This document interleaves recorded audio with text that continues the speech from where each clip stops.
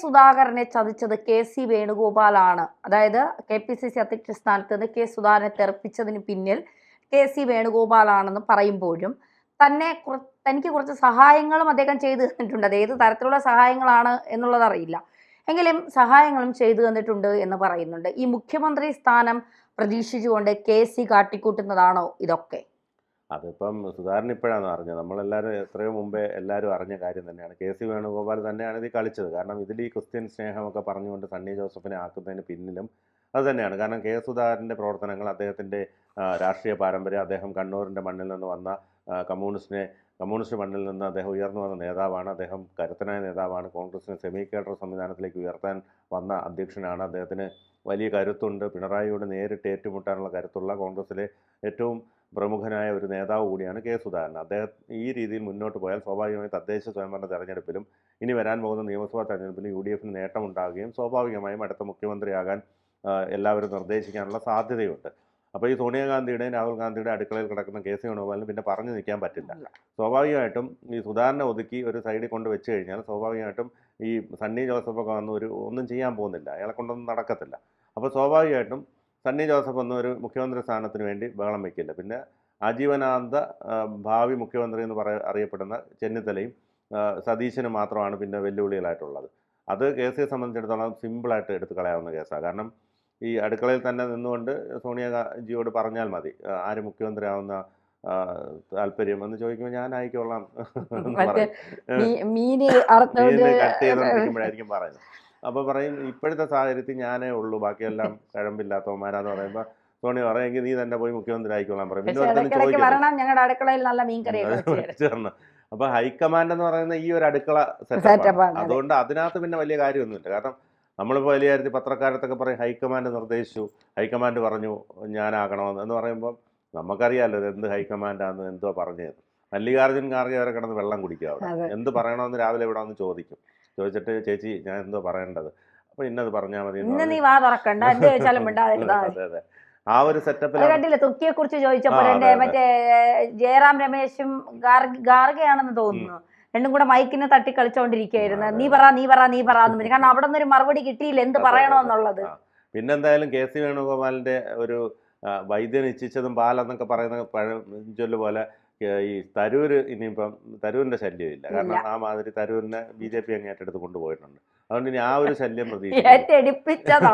മര്യാദയ്ക്ക് നിന്ന മനുഷ്യരാ, ഒരു പ്രശ്നവും കോൺഗ്രസിനെ സ്നേഹിച്ച് അങ്ങനെ ഉള്ള സത്യം വിളിച്ചു പറഞ്ഞ് മര്യാദയ്ക്ക് നിന്നപ്പോ പറഞ്ഞു ഇല്ല അത് പിന്നെ അങ്ങനെ BJP പോകാൻ വേണ്ടിയിട്ടാണ് ഈ കളിയൊക്കെ കളിക്കുന്നത്, തരൂർ BJP കാരനാണെന്ന് കുറെ സോഷ്യൽ മീഡിയയിൽ പൈസ കൊടുത്ത് ആരോ ജയിപ്പിക്കുമ്പോഴൊക്കെ നമുക്ക് തോന്നുന്നത്. ആരാണെന്ന് അറിയില്ല, ഡൽഹി ഇരിക്കുന്ന വല്ലവരും ആണോന്നൊന്നും അറിയില്ല. അദ്ദേഹം BJP കാരനാണ്, BJP കാരൻ പറഞ്ഞ് BJP കാരനാക്കി വെച്ചു. അദ്ദേഹം മാത്രമല്ല ലിസ്റ്റ് ചോദിച്ചപ്പോൾ തരൂരിന്റെ പേര് മാത്രം കൊടുത്തത്. അങ്ങനെയുള്ള ടീമുകളാണ് ഇവര്. എന്നിട്ട് പോകുന്നതിനെ കുറിച്ച് വാദോരാതെ വിമർശനം. തിരുവഞ്ചൂര് വരെ നിന്നങ്ങ് വിമർശിക്കുക, പുള്ളി പോയി ചെയ്തത് ശരിയായില്ല, കെ.സി. നല്ലൊരു വ്യക്തിയാണ്, കാരണം അടുത്തവണ സീറ്റ് കിട്ടണം, മന്ത്രിയാവണം.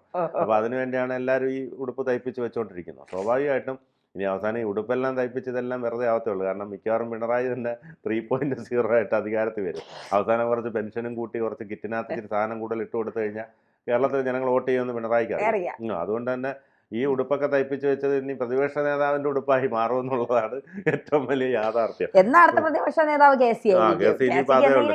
എന്തായാലും ഇനിയിപ്പോ കിട്ടിയത് അവസാനം ഈ കുഞ്ഞാലി സാഹിബ് വട്ടായി പോകും. കാരണം ഒരു 10 വർഷമായിട്ട് ഇരുന്ന് ഭ്രാന്തായി പോകുന്ന അവസ്ഥ. അവരിതിൽ നിൽക്കൂല, അവര് അടുത്ത തവണ കാല് വാരി ഉറപ്പാണ്. കുഞ്ഞാലി സാഹിബ് എന്ന് പറഞ്ഞാൽ ഒരുപാട് കഷ്ടപ്പെട്ട്. കാരണം എന്ന് പറഞ്ഞാൽ ലോക്സഭ വരുമ്പോൾ അവിടെ പോയി മത്സരിക്കും, അന്നേരം കേന്ദ്രമന്ത്രിസ്ഥാനം സ്വപ്നം കാണും, അവസാനം അവിടെ തോക്കും, അവസാനം വീണ്ടും അത് എടുത്ത് ഡൽഹിയിൽ നിന്ന് ഇവിടെ വരും, ഇവിടെ മത്സരിക്കും, അവസാനം ഇനി ചിലപ്പോൾ നല്ല മാനസികാരോഗ്യ കേന്ദ്രത്തിലങ്ങനെ കൊണ്ടുപോയി ചികിത്സിപ്പിക്കേണ്ട അവസ്ഥ വരും. കാരണം ഇത്ര ഒരു സഹിക്കുന്നതിനൊരു പരിധിയില്ല. ലീഗിനെയൊക്കെ സംബന്ധിച്ചെന്ന് പറഞ്ഞാൽ അവർക്ക് അധികാരമില്ലാതെ നിൽക്കാൻ പറ്റത്തില്ല ആ ഒരു അവസ്ഥ. പിന്നെ ഇനിയിപ്പോൾ LDF ഒക്കെ സ്വീകരിച്ചേക്കാം.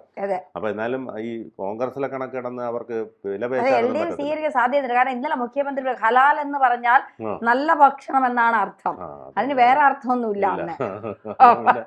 എന്തായാലും എവിടെയോ എന്തോ അല്പം മണക്കുന്നുണ്ട്. മുസ്ലിം ലീഗിനൊക്കെ ഈ മാണിയുടെയൊക്കെ അവസ്ഥ വരും, മാണി കേരള കോൺഗ്രസിന്റെ ഒക്കെ അവസ്ഥ വരും. കാരണം അവിടെ ചെന്ന് ഇതൊക്കെ ചോദിച്ചു കഴിഞ്ഞാൽ പിണറായി വടിയെടുത്ത് അടി കൊടുക്കും. അപ്പോൾ അതുകൊണ്ട് ഇതുപോലൊന്നും കോൺഗ്രസിലെ പോലൊന്നും ചോദിച്ചു UDFലെ പോലെ ഒന്നും ചോദിച്ചു വാങ്ങാനൊന്നും പറ്റാത്ത സാഹചര്യം. പക്ഷെ അതൊക്കെ അവർക്ക് അറിയാം.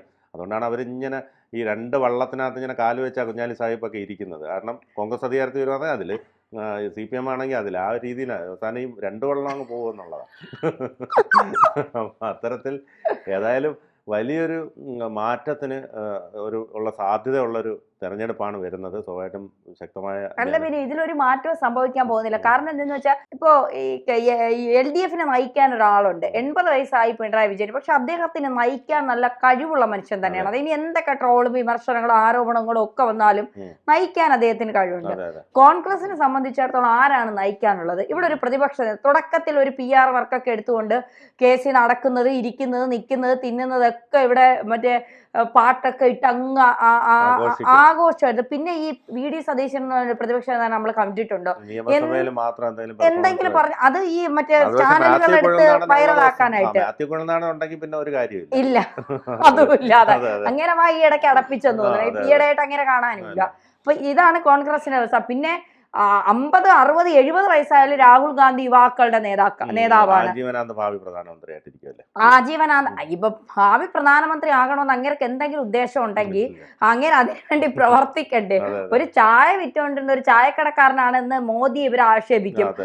ചായ വിറ്റുകൊണ്ടിരുന്ന ഒരാൾ ഇന്ന് ഇന്ത്യൻ പ്രധാനമന്ത്രി ആയി എങ്കിൽ അയാൾ എന്തുമാത്രം അതിനുവേണ്ടി കഷ്ടപ്പെട്ടിട്ടുണ്ടാകും, അതിനുവേണ്ടി ത്യാഗം സഹിച്ചിട്ടുണ്ടാകും, എന്തെല്ലാം കാര്യങ്ങൾ ചെയ്തിട്ടുണ്ടാകും. ഇപ്പോൾ സ്വർണ്ണക്കരണ്ടിയുമായി ജനിച്ച രാഹുൽ ഗാന്ധിക്ക് അത് അറിയണമെന്നില്ല.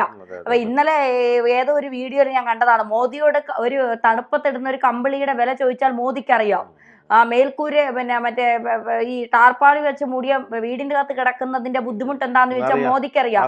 കാരണം ആ സാഹചര്യങ്ങളെല്ലാം കടന്നു വന്ന ഒരാളാണ് നരേന്ദ്ര ദാമോദർ മോദി എന്ന് പറയുന്നത്.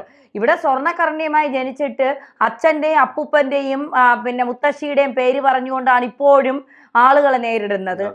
പിന്നെ അതായത് സോണിയ ഗാന്ധി, ഇന്ദിരാഗാന്ധി, പ്രിയങ്ക വാദ്ര എന്ന് പറയാൻ മടിയാണ്, പ്രിയങ്ക ഗാന്ധി എന്ന് പറയാനാണ് ഇപ്പോഴും താല്പര്യം. കാരണം ഈ കുടുംബ പേര് പറഞ്ഞ് മുന്നോട്ട് പോകാൻ ഇവർക്കറിയാവൂ. ഞാനും അപ്പനും സുഭദ്രയും. ആറാധപുര സിനിമയില് മറ്റേ ഇങ്ങനെ പറയുമല്ലോ, ആറാധപുരാനിലാണോ, ആറാധപുരം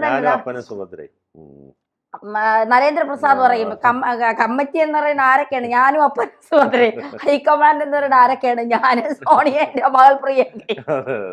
ആ അവസ്ഥയിലേക്ക് പോയിക്കൊണ്ടിരിക്കുക. അപ്പൊ അതുകൊണ്ട് ഈ പറഞ്ഞതുപോലെ അന്നൊക്കെ ഈ മറ്റേ മൻമോഹൻ സിംഗ് ഭരിക്കുന്ന ആ ഒരു കാലഘട്ടത്തിൽ ഒരു 10 വർഷം മൻമോഹൻ സിംഗിനെ കൊണ്ട് ഭരിപ്പിക്കാതെ ഒരു 9ാം വർഷം ഇവരിൽ ആരെങ്കിലും വന്നിരുന്നുകൊണ്ട് ഒരു മാറ്റങ്ങളൊക്കെ വരുത്തിയിരുന്നെങ്കിൽ ഈ അവസ്ഥ വരത്തില്ലായിരുന്നു. മൻമോഹൻ സിംഗ് ആണ് വാ തുറന്നൊരു അക്ഷരം അങ്ങനെ മിണ്ട സമ്മതിക്കാത്തത്. അങ്ങനെ കഴുത്തിലൊരു കയറിട്ടിട്ട് വലി, അങ്ങനെ വാ തുറക്കുമ്പോ ഒരു വലി